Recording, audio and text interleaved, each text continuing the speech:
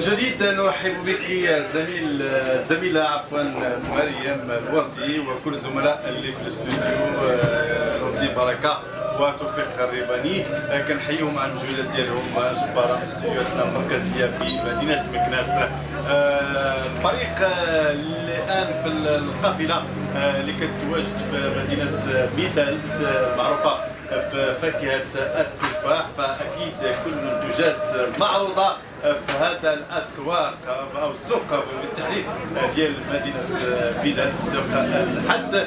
فزائرين كثر منذ الساعات الأولى من صباح اليوم يتوافدون على هذا السوق المكتظ بالزائرين وكذلك في السلع المعروضة وكذلك الفواكه والخضر. في الفقرة المخصصة لمؤسسة لامامدا سعيد جدا باستضافة السيد الصرحي جمال المدير الجهوي لمؤسسة لامامدا مكناس تافيلات. مرحبا بك على مواجهة ميدينا فهم السي جمال الصرحي. شكرا على الاستضافة. احنا رانا ان شاء الله جهة الفلاحة ديال كلين ميدالت ناس جهة مكناس تافيلات بصفة عامة وعلى الصعيد الوطني. سي جمال الصالحي باعتبارك مدير جهوي ديال مكناس تافيلات المؤسسه ديال لامامدا، وحنا كنتواجدوا الان في مدينه ميدالت معروفه بفاكهه التفاح على الصعيد الوطني والصعيد الدولي، منتوج مهم جدا يعني، وكنعرفوا بانه هذا المنتوج كذلك كيتعرض لمخاطر مناخيه. غادي تكون البدايه ديالنا قبل ما نذكروا على التفاح، قبل ما نذكروا على الاشجار المثمره، على اهميه التامين الفلاحي من اجل ضمان راس المال ديال الاستثمار الفلاح. بطبيعة الحال شجرة التفاح شجرة ديال الإقليم بامتياز، شجرة اللي كتساهم في الدخول ديال الفلاح في الاقتصاد الوطني بصفة عامة. هذه الشجرة هذه اللي عطاتها وزارة الفلاحة واحد الأهمية كبيرة بطبيعة الحال بالشراكة مع التعاضدية الفلاحية المغربية لتأمين لامامدا، اللي الخبراء اللي استطاعوا باش يوجدوا واحد البرنامج. هذا البرنامج جدير بالاهتمام اللي حافظ على الدخول ديال الشجره ديال التفاح. هذا المنتوج هذا اللي كان توقعات العقده ديالو في المعرض الدولي لموسم الفارض هذه السنه الثانيه ديالو. هذا البرنامج هذا بطبيعه الحال هو اللي كيهدف الى حمايه الدخول ديال الفلاح. الاشجار كيف سبق ذكرت، فالاشجار اللي كتعني هذا المنتوج هذا وهي الورديات بطبيعه الحال، التفاح والإجاص والشفجر، والورديات ذات النواه اللي هي المشماش والبرقوق والشهيه والكرز. كذلك هناك الحوامض والزيتون واللوز والرمان والتين. هذا البرنامج هذا كيحمي هذه الشجرات الاشجار اللي ذكرت من 6 ديال المخاطر اللي هي الصقيع، البرد اللي هو التبروري، وركود المياه في الحقول الفلاحيه، كاين الحراره المرتفعه والرياح القويه والرياح الشربي اللي كنعرفوا هذه الظواهر المناخيه اللي هي خطيره وكتجي وكتلحق واحد الضرر كبير من الاشجار المثمره. فلهذا في هذا النوع من التامين فهو كيحافظ على دخول الفلاح، كيحافظ على هذه الشجره هذه، وكيحافظ على واحد النسبه مهمه اللي هي كتساهم فيها الشجره في الاقتصاد الوطني.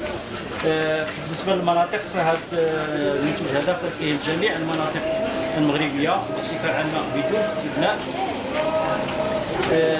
من طنجه الى الكويره. وبطبيعه الحال فهذه الشجره كتخص الاقليم ميدالت، ولهذا فاحنا هذا اليوم في السوق ميدالت مع الفلاحه ميدالت مع الفاعلين الاقتصاديين في مدينه ميدالت. نعم، وحنا كنتذكروا دائما وكنتواجدوا في ميدالت، والكل كيعرف كل ما تذكرت ميدالت في البيوت المغربيه لو كيعرفوا الفاكهه ديال التفاح. اهم يعني المخاطر المناخيه اللي كتضرب هذه الفاكهه، وانتم كتامنوها وكتحاولوا تعوضوا يعني الفلاحه ديال هذه المناطق ديال ميدالت وبوميه ونفيت، المناطق اللي تابعه للنفوذ ديالكم في مرجات مكناس تافيلات. يعني اهم المخاطر المناخيه اللي كتضرب هذه الفاكهه، ويعني الاجراءات اللي كيديروها الفلاحه واللي ما داروهاش باش يديروها من خلال يعني النصائح ديالكم. بطبيعه الحال بهذا المنبر هذا فحنا كنحاولوا ما امكن نشجعوا الفلاحه انهم ينخرطوا في هذا البرنامج هذا. هذا البرنامج اللي هو مدعم بطبيعه الحال من طرف وزاره الفلاحه. المنطقه د ميدات معروفه بواحد النوع من المخاطر اللي هي الصقيع. الصقيع هو الخطر الاول اللي كيصيب هذه الشجره ديال التفاح. هناك من بعد اللي هو الجريحه، واللي هو الجريحه عاوتاني اغريس كيقولوها اغريس. بالفعل هناك ايضا مخاطر ديال البرد او التبروري ولا هو لا غريند باللغه الفرنسيه.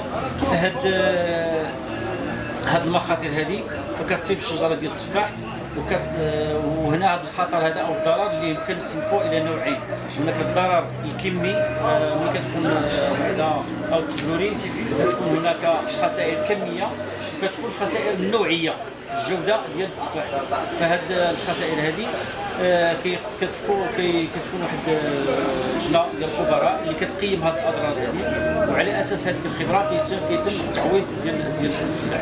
غادي يجيو الارقام وغادي يجيو على كيفاش كتكون هذه اللجنه ديال الخبراء وكيفاش كتوجه للضيعات الفلاحيه باش تقيم الحجم ديال الخسائر. ولكن قبل يعني وحنا كنذكروا دائما في مثل تاع الشجره انتاج التفاح يعني كاين مجموعه ديال المبادرات كياخذها الفلاح يعني من خلال يعني طبيعه الحال الدعم ديال وزاره الفلاحه والى ما دون ذلك.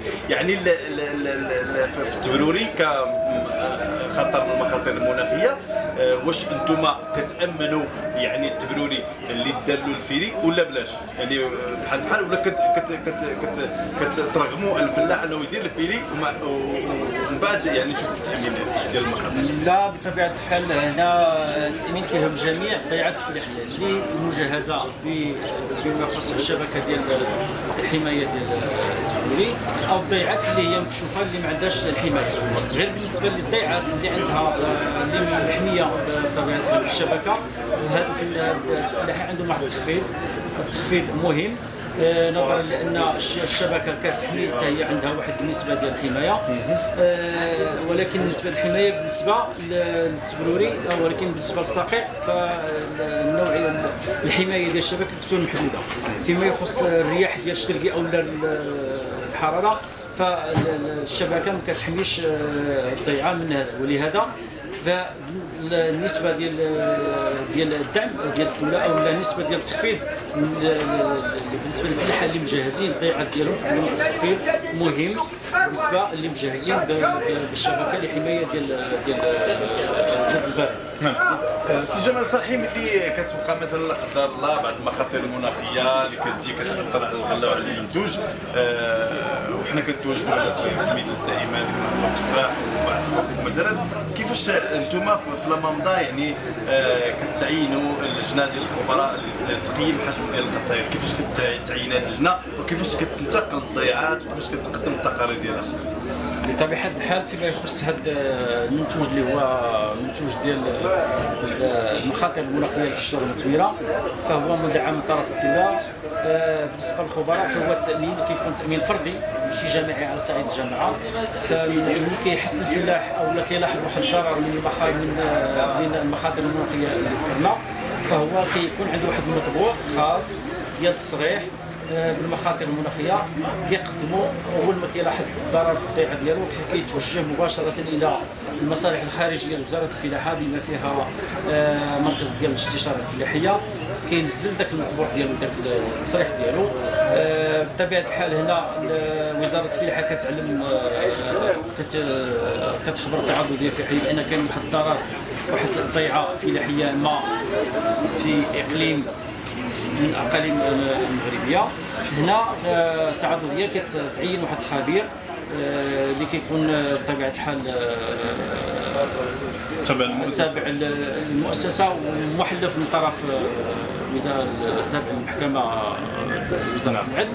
هذا الخبير كيمشي هو مع خبير اخر من وزاره ديال التربيه الوطنيه وزاره الفلاحه عفوا اللي كيمشيو كينجزوا واحد الخبره كيشوفوا نوع ديال الضرر النسبه ديال الضرر وعلى اساس هذيك التقارير الموجزه من طرف خبراء لاماندا وديال وزاره الفلاحه فكيتم التعويض ديال الفلاح في الاضرار اللي لحقت بالضيعه فورا. يعني بمجرد يعني انتهاء التحقيق وتقديم التقرير كيتوصل الفلاح يعني بطبيعه الحال فورا، ما كاينش تاخير ما كاينش هذا لان برنامج اللي هو كتهدف الدوله دائما ولا منظر باش نحاولوا ما امكن يكون ذاك الاستقرار المالي والاستقرار النفسي ديال الفلاح في الضيعه ديالو.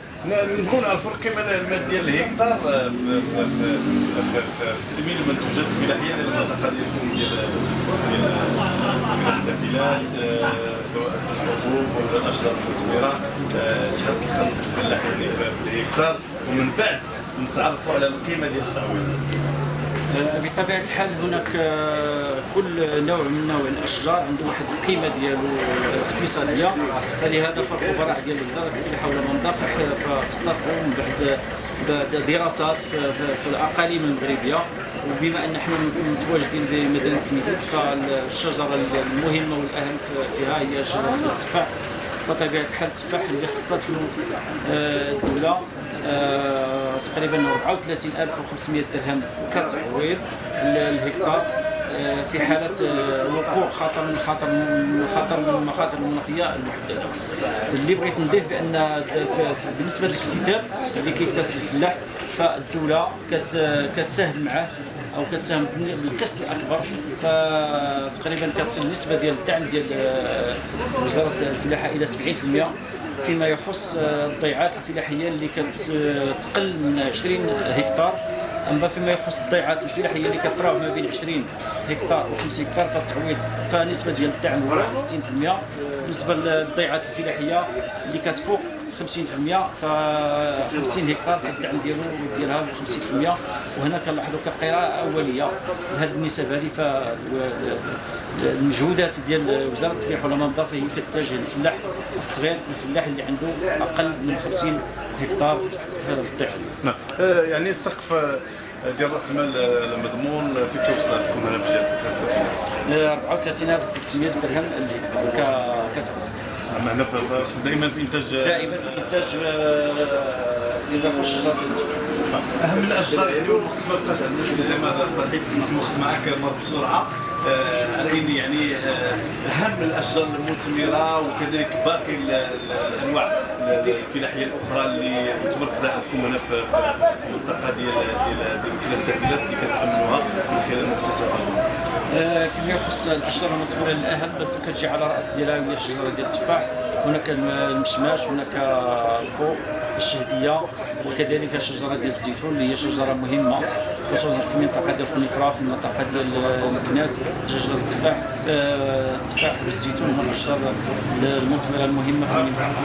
اللي بغيت نضيف هنا هو المجهودات ديال وزاره الفلاحه والمناطق، فكاين هناك منتوج اخر اللي هو الاخطار المناخيه المختلفه فيما يخص الحبوب اللي كذلك كتهم القمح الصلب والقمح الطري والشعير. هذا المنتوج هذا فهو مدعم من طرف وزاره الفلاحه اللي كيوصل الدعم ديالو حتى ل 90%، في الفلاح كيخلص فقط 10%.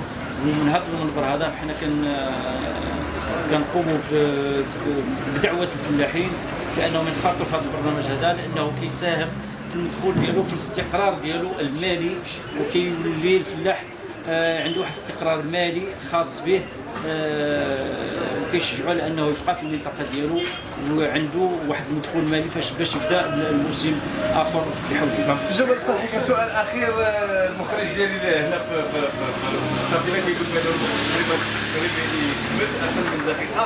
بغيت تقول واش هذا التامين ديال المنزل عندكم واش كاع المنتوج الفلاحي ولا بامكان الفلاح يامن راسو من حتى الاليات باش كيعمل السيارات؟ بطبيعه الحال هنا خدينا كمنتوج اللي هو رائد، ولكن كاين هناك منتوج اخر او مجموعه من المنتوجات اللي كتامين على الحريق ديال المحصول الزراعي، كاين تامين على الحوادث الشغل، كاين تامين على السيارات، كاين تامين على الاستشفاء على المرض بالنسبه للفلاح، كاين استشفاء الفلاح، كاين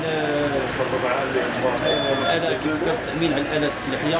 فهذه كلها تامينات مهمه كلها كتساهم على الحفاظ على كيف قلت على الاستقرار المالي ديال الفلاح، كتامن له على واحد المدخول قار بالرغم من الكوارث الطبيعيه اللي ولات كتشهدها بلادنا في السنوات الاخيره.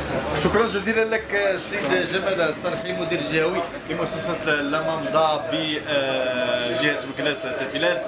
بدوري كنشكر الزملاء اللي رافقوني في هذه القافله الى مدينه ميدالت، الى سوق الاحد والى مدينه التفاح بامتياز. شكرا للزميل يوسف الباس، شكرا كذلك زميل محمد المدغري، شكرا للزملاء في الاستوديوهات المركزيه باذاعه مدينه فهم في مدينه مكناس، الزميله مريم الوردي، كذلك زميل نور الدين بركه وتوفيق الريباني وكل العاملين باذاعه مدينه فهم. شكرا لكل المتتبعين معنا في هذه القافله وهذه الجوله اللي كنقوموا بها، والهدف اكيد هو العمليه التحسيسيه والتوعويه لكل المواطنين للفلاحه بصفه عامه. قلنا في عمليه ديال التحفيظ لما لها من دور مهم في الرفع من قيمه العقار، وكذلك اهميه التامين الفلاحي من خلال مؤسسات الامانضه من اجل يعني ضمان على الاقل راس مال الاستثماري في الفلاحه، وكذلك اهميه الحفاظ على الثروه المائيه من خلال المكسب الوطني للماء الصالح للشرب والكهرباء في قطاع الماء. فاكيد زميلي لي السي يوسف الباس يقول لازم انك تختم. الى اللقاء في المناسبات القادمه.